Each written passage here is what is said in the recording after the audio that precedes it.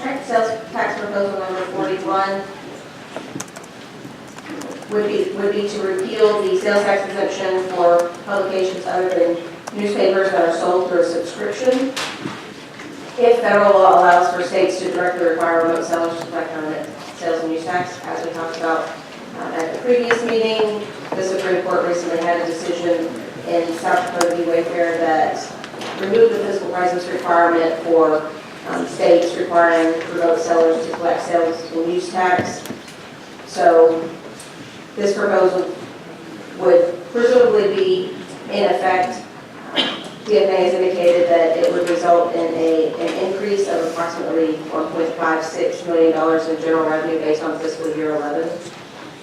So I think that in terms of the potential legal issues that you see there, the only issue is potentially the interpretation of the Wayfair case moving forward in terms of what states put in their law to minimize the burden on interstate commerce if they're going to require out-of-state sellers to do this.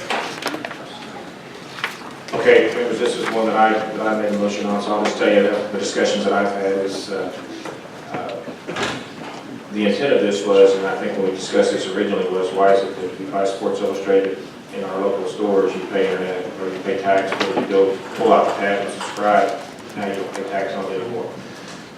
Having talked to the Press Association and others, unfortunately, the way the law was and still is in Arkansas, the only people that this would affect if we pass the law now is in-state folks, because we can't tax Sports Illustrated or these other guys that send the magazines into Arkansas. So I agreed to hold back on it, and as we were having the meeting, the Wayfair decision broke, and I said, well, clearly we may have the opportunity to, what I would consider, make it more fair across the board for subscription versus home retailers.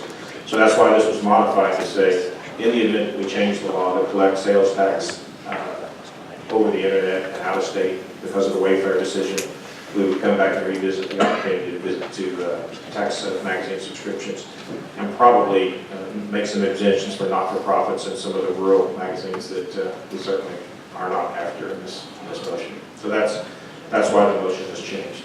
And I don't think I'm supposed to make a motion from the chair, so I won't. Sarah T., you got a question? I do. Mr. Chairman, or maybe more observation, as newspapers continue to dwindle away, or some of them have turned to small magazines and other things to substitute to supplement their income. I still like to read the newspaper. I'm an old guy, I want to hold the paper and I want to read it. I hate for us to do anything that makes it harder for those guys to stay in business and to keep, I understand they collect sales tax and but I think in their business it's not as simple as all that. So anyway, I'm going to vote no. I just wanted to get that said. Thank you. Okay, then. Any other questions? Okay. Representative Johnson. Would Arkansas business be a newspaper or a subscription? You know how we define those? Well, again, I started to say this during our last discussion, is until we have bills, we don't know. And it would depend on how it would be drafted. The question is whether or not we want to make this a recommendation that we turn into a bill for consideration. So, all right. We've got a motion and a second. Is there other discussion on it? And again, let me just add that the intent is not to go after the small magazines and papers that publish it to.